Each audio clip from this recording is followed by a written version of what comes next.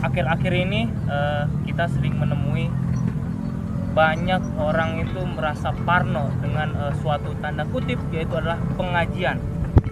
Kenapa hal itu bisa terjadi? Karena adanya suatu islamifobia. Apa sih itu islamifobia? Takut sama agamanya sendiri. Ya mungkin ini sangat tabu ya untuk dibicarakan, tapi ini adalah suatu realitas yang terjadi saat ini, bahwa umat takut sama agamanya sendiri. Kenapa saya bisa katakan seperti ini? Saya sering menemukan orang-orang di sekitar saya ketika mendengar kata kajian atau pengajian, mereka selalu parno gitu, selalu berpikiran hal-hal yang emang negatif gitu.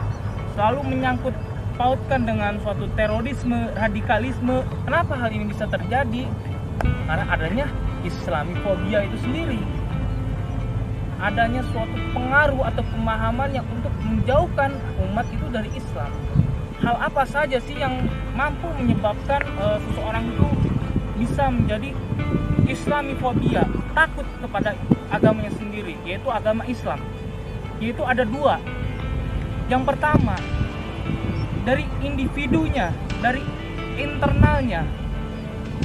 Internalnya itu tidak mau memahami apa itu agamanya, tidak mau memahami agama Islam. Akhirnya ketika kita sudah tidak mau mempelajari Islam, kita akan merasa aneh dengan ajaran kita sendiri. Dan yang kedua, ini yang selalu dihembuskan dari orang-orang luar. Ini adalah pengaruh eksternal. Yang pertama tadi adalah pengaruh internal, dan yang kedua adalah pengaruh eksternal. Pengaruh eksternal itu adalah pengaruh dari pemahaman Barat yang selalu memframing bahwa Islam adalah terorisme, Islam adalah radikal. Yang semenjak pada tahun 2001 ketika ada gedung WTC yang disebut 911 itu, Amerika Serikat mengumumkan war on terrorism, bahwa mengumumkan untuk perang kepada terorisme, bahwa terorisme ini dia tunjukkan bahwa dia condongkan kepada siapa? Pada umat Islam. Nah, ketika yang pertama dari individunya, dari internalnya tidak mau mempelajari Islam, dan kedua dari eksternalnya kita selalu diisukan bahwa Islam adalah radikal. Ketika semua itu sudah diisukan oleh orang-orang Barat, orang-orang kafir, orang yang memusuhi Islam, orang-orang Islam yang tidak mau mempelajari Islam ikut terpengaruhi, ikut terframing bahwa Islam adalah terorisme, bahwa Islam adalah ada radikalisme. Mereka terpengaruhi bahwa ada kalangan Islam itu yang berpemahaman radikal, berpemahaman terorisme. Jadi apa? Jadi orang tua pada takut ketika mendengar suatu kajian, suatu pengajian, takut anaknya akan menjadi terorisme atau menjadi radikalisme. Ini ketika kita sudah tidak paham, terus ada lagi hembusan pemahaman dari Barat bahwa Islam adalah terorisme. Bagaimana kita bisa terpengaruh? Ya karena itu tadi, fondasi yang pertama dari internalnya itu sendiri, dia tidak tahu, tidak mempelajari Islam, jadi mudah untuk terframing. Saya kemarin bertemu dengan teman saya, Erwin, gimana kamu ngaji? Apa alirannya? Dan dia membawa pembicaraan ke arah bahwa radikal dan terorisme, hal-hal itu saja.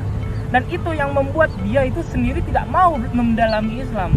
Dia takut bahwa nanti dia terjerumus akan Islam yang emang sudah dikatakan terorisme itu, dicap bahwa radikalisme itu. Mereka takut untuk mempelajari Islam. Karena apa? Dari isu dari eksternal. Dan dihembuskanlah lagi apa?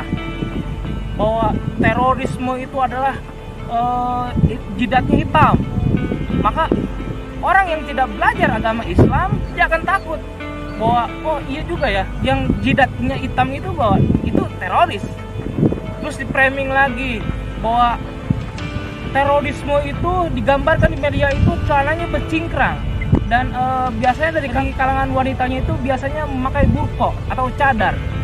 Oh, orang yang tidak mempelajari Islam, dia akan berpemikiran, dia akan terpengaruhi bahwa oh berarti terorisme itu, bahwa orang yang radikalisme itu biasanya ya celananya cingkrang, memakai cadar dan jidatnya hitam dan sebagainya. Justru itu ada identitas kaum muslimin. Kenapa kita takut dengan identitas yang seperti itu? Karena kita tidak mau mempelajari Islam. Yang pertama, dari internalnya kita tidak mau belajar akan Islam. Yang kedua, kita sudah dihembuskan bahwa kita sudah diisukan bahwa Islam itu adalah radikal dan terorisme. Sungguh mengerikan, ya, sangat mengerikan bagi orang-orang yang tidak mau memahami Islam. Saya akan memberikan gambaran bahwa ketika kita sudah tidak mau mempelajari sesuatu, kita akan mudah terpengaruhi.